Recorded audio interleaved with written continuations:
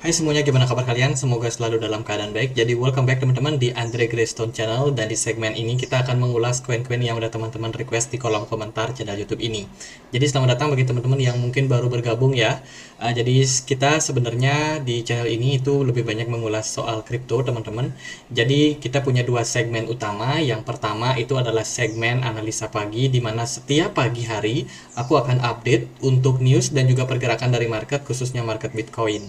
Dan yang kedua, kita ada segmen analisa kripto di mana kita akan mengulas koin-koin yang udah teman-teman request di kolom komentar YouTube channel ini. Jadi aku udah kumpulin banyak banget dan aku akan pilih salah satu yang mungkin menarik untuk kita ulas. Hari ini kita akan bahas untuk XRP sesuai dengan Bang Hujaja minta dibahas ya XRP. Kita akan coba untuk ulas seperti apa potensi dan juga pergerakan dari XRP, tentunya ditemani sama XLM di pembahasan di belakang nanti juga teman-teman. Jadi karena koin ini sifatnya masih saudaraan ya, masih saling berhubungan juga teman-teman. Jadi kita akan mulai aja pembahasannya dulu dari Ripple. XRP atau Ripple hari ini diperdagangkan di kisaran level 10.200 rupiah. Teman-teman, marketnya sudah mengalami koreksi setelah Bitcoin beberapa waktu memang bullish ya teman-teman, bagus banget bullishnya, dan juga ditunjang sama altcoin yang juga rata-rata pada naik. XRP juga momentumnya naik loh dalam beberapa waktu terakhir, tapi sekarang udah masuk ke fase koreksinya lagi. XRP adalah salah satu koin yang bisa dibilang cukup senior teman-teman, yang dibikin oleh Ripple Lab. Ripple Lab, dan solusi yang ditawarkan dari XRP sendiri adalah untuk sebagai layanan keuangan yang bisa mencangkup banyak hal, banyak daerah, bahkan dengan fee yang sangat-sangat murah.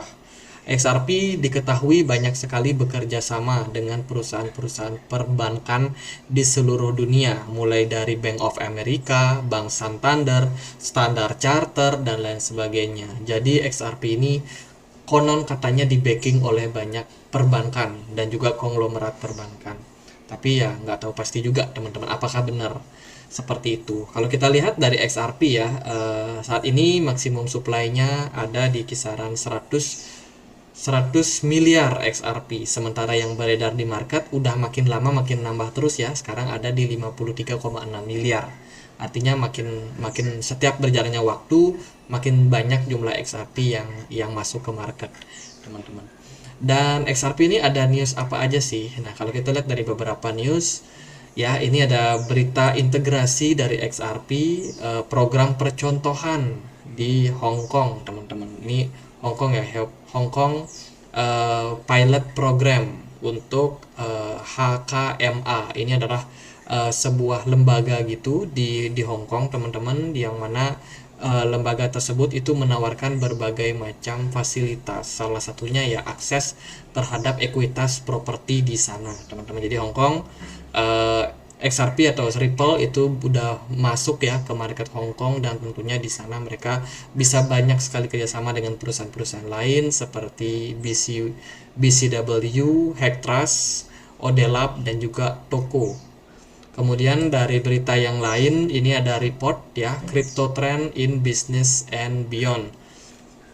Jadi dari pemberitaan terbaru saat ini, hampir 70% global financial leader mengatakan cukup confidence terhadap industri kripto.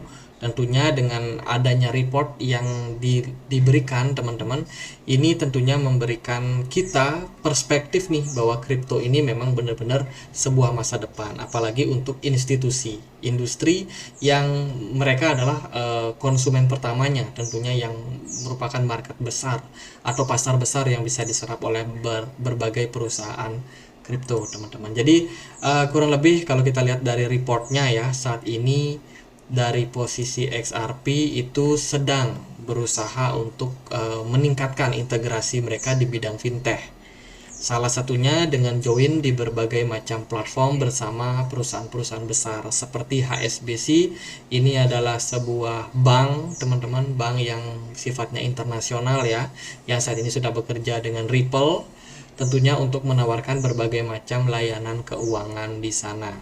Berpartner sama Metaco, teman-teman. XRP menawarkan kemudahan dalam hal keterhubungan antara dunia blockchain sama dunia tradisional finansial. Selain itu, mereka juga kerjasama sama Volante. Ini juga adalah financial platform yang terintegrasi sama Ripple fintech ya, yang mana bisa memberikan layanan pembayaran yang real time, khususnya untuk layanan cross border. Sekali lagi, dari layanan antara perbankan tradisional atau layanan keuangan tradisional sama dunia blockchain itu sudah terhubung dengan XRP. Selain itu, mereka juga kerjasama sama Standard Charter. Standard Charter ini, kalau teman-teman suka main bola dulu pasti tahu, itu adalah salah satu sponsor dari Liverpool, teman-teman. Jadi Standard Charter ini adalah perbankan ya, salah satu perusahaan perbankan, menyediakan asuransi juga dan segala macam layanan keuangan yang mereka juga bekerja sama Ripple, teman-teman. Ini menunjukkan bahwa memang keseriusan Ripple dalam hal membangun ekosistem mereka semakin besar ke depannya. Kemudian baru aja Ripple ini mendapatkan sebuah penghargaan gitu, memenangkan penghargaan P360 Award, teman-teman.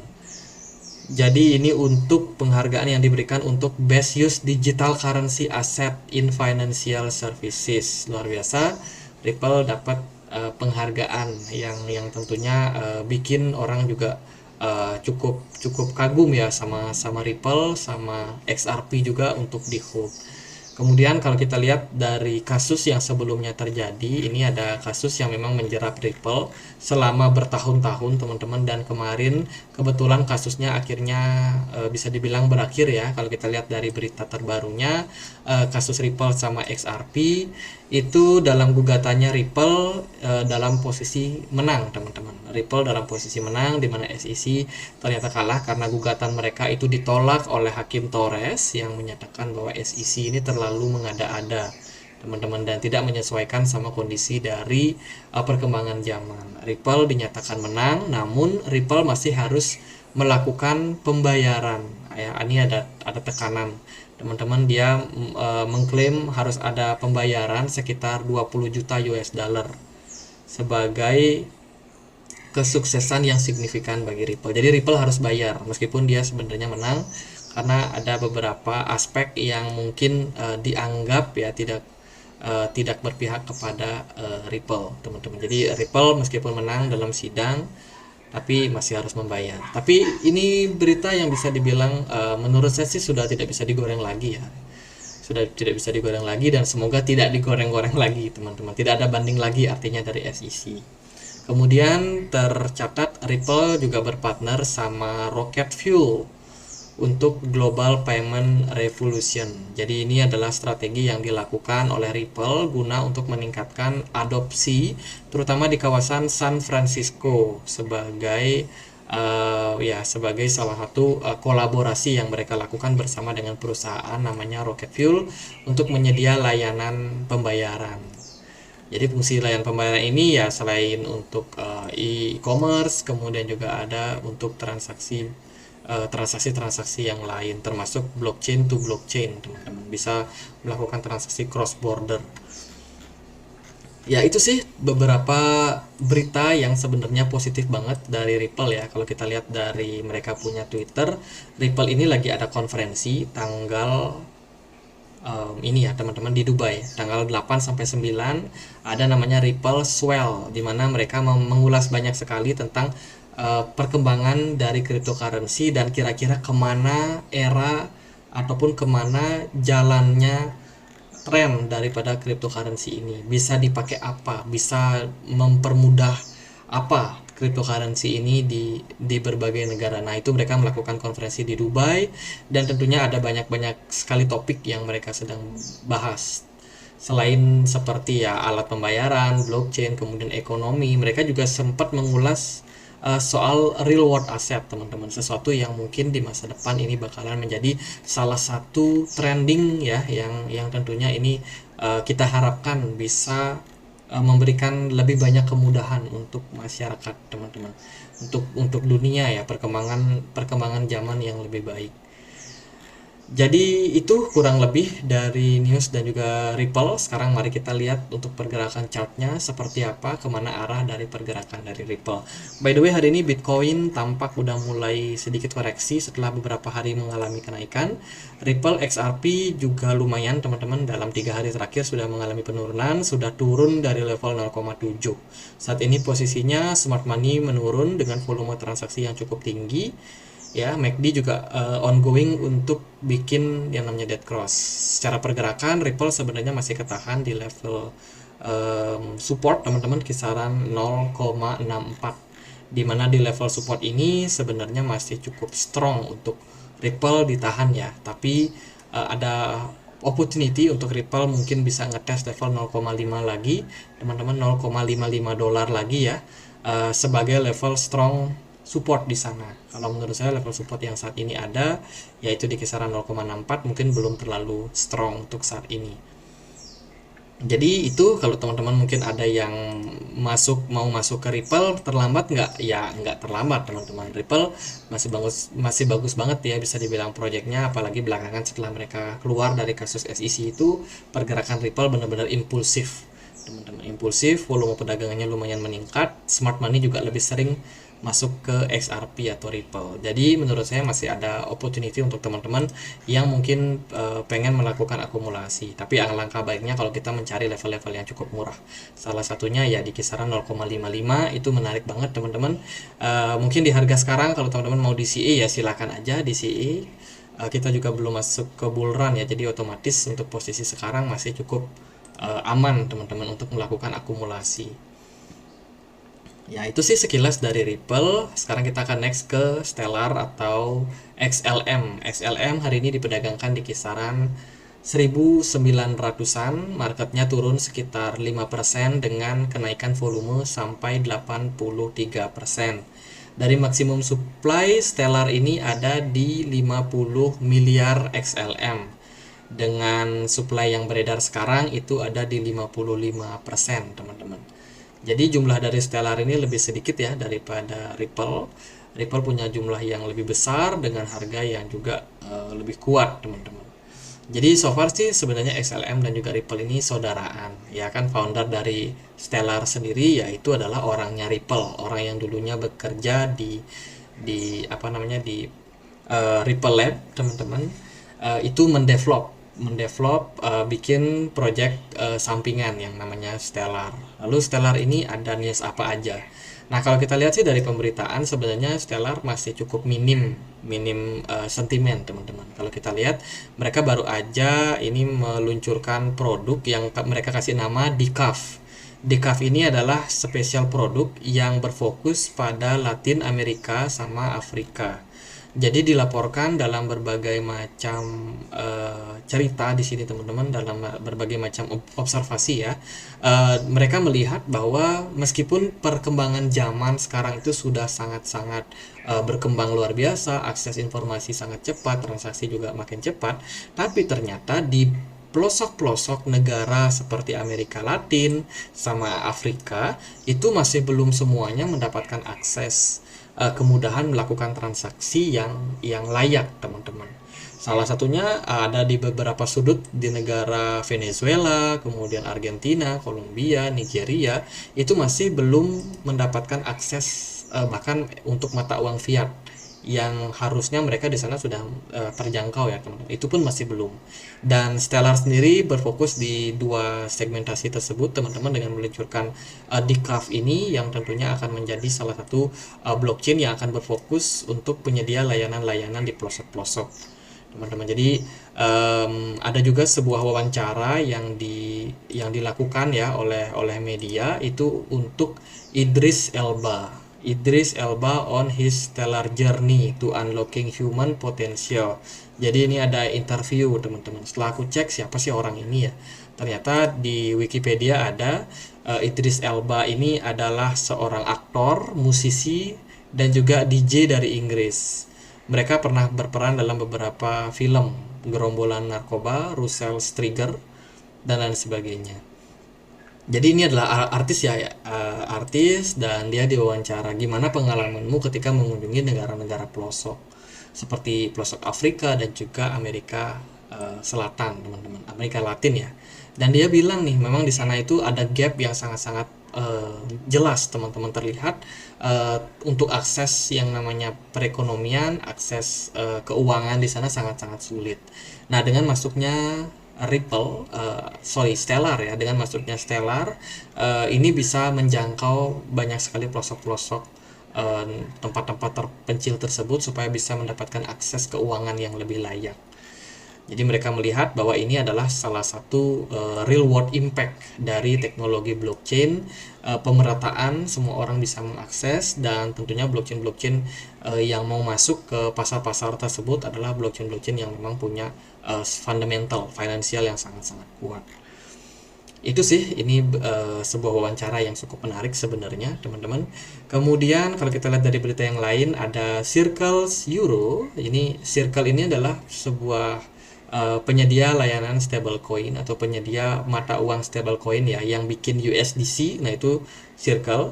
Mereka juga sudah meluncurkan yang namanya Circle untuk Euro, yang mereka kasih nama EURC, teman-teman. Nah, EURC ini sudah bisa di-pack untuk blockchain Stellar Network. Selain memang sebelumnya mereka sudah bisa di-pack untuk layanan Ethereum dan juga Avalanche. Artinya adalah kita bisa nih melakukan transaksi lintas blockchain, teman-teman, baik dari Ethereum, Avalanche, bahkan bisa ke Stellar Network juga. Tentunya dengan hal demikian harusnya adopsi daripada XLM atau Stellar Blockchain ini bisa meningkat ya, teman-teman, dan tentunya berimpact positif terhadap harganya. Kemudian Stellar might be biggest beneficial of XRP's rally. Jadi Stellar atau XLM mungkin saja menjadi salah satu aset kripto yang mendapatkan benefit, teman-teman, benefit daripada kenaikan dari Ripple. Jadi kita akan lihat gimana pergerakan dari Stellar.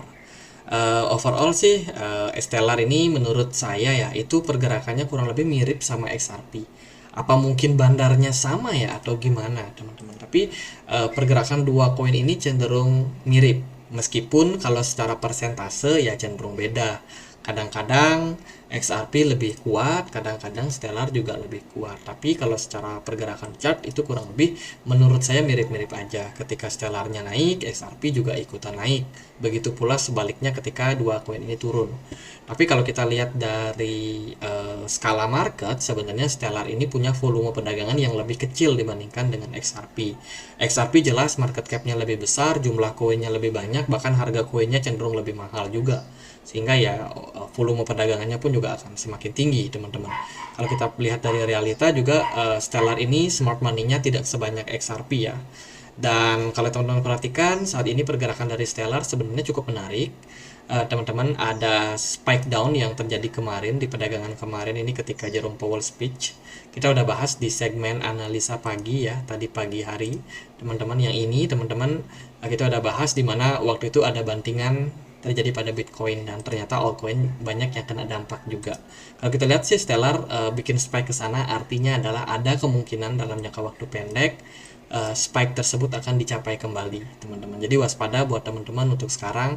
Saya melihat ini udah mulai masuk ke fase-fase koreksi wajar setelah beberapa kali mengalami kenaikan. Stellar berpotensi untuk koreksi sampai level 0,1 dolar. Dari pergerakan Stellar ini sebenarnya kalau dia mencapai area 0,1 dolar itu merupakan level support yang cukup baik untuk teman-teman yang punya planning untuk melakukan akumulasi. Level support berikutnya yang menarik adalah di 0,094. Dengan target resistance yang juga masih cukup tinggi, teman-teman, ada di kisaran 0,2 dolar. Nah, kalau melihat pergerakannya, sebenarnya Stellar juga masih cenderung under value. Pergerakannya dulu pernah berada di kisaran 0,7 dolar, tapi sekarang cuma ada di kisaran 0,12, otomatis ya masih cenderung under value ya, teman-teman, kalau kita compare sama koin-koin lain yang sudah naik tinggi. Kemudian jika kita lihat di time frame 4 jam, pergerakan dari Stellar juga masih cukup volatile. Smart money berkurang drastis, teman-teman, setelah kejadian tadi malam ya, tadi dini hari. Dan ya saat ini belum ada tanda-tanda reversal pada Stellar. Jadi overall jangka pendek saya rasa koreksi wajar akan tercipta pada Stellar. Mungkin yang pertama bisa target ke 0,11, yang kedua bisa ke 0,1. Itu beberapa level yang cukup menarik untuk Stellar. Overall sih dua koin ini bagus-bagus aja teman-teman, nggak ada masalah yang berarti ya. Semoga aja memang koin ini juga akan dapat momentum untuk bullish ke depannya ketika bull run. Gitu aja paling untuk pembahasan koin ini, semoga bisa bermanfaat teman-teman, dan bila mana ada pertanyaan lain, ada koin lain buat dibahas, teman-teman bisa banget tulis di kolom komentar. Kita juga punya komunitas diskusi di Telegram, tepatnya aku sharing informasi, dan juga teman-teman komunitas yang mau berbagi juga feel free aja. Di sini nggak ada layanan berbayar, nggak ada pungutan biaya teman-teman. Jadi buat teman-teman yang mungkin masih baru pemula yang mau belajar, ya silahkan aja untuk join. Linknya ada di kolom deskripsi. Jadi paling gitu aja teman-teman, semoga videonya bisa bermanfaat, dan akhir kata saya Andre, makasih.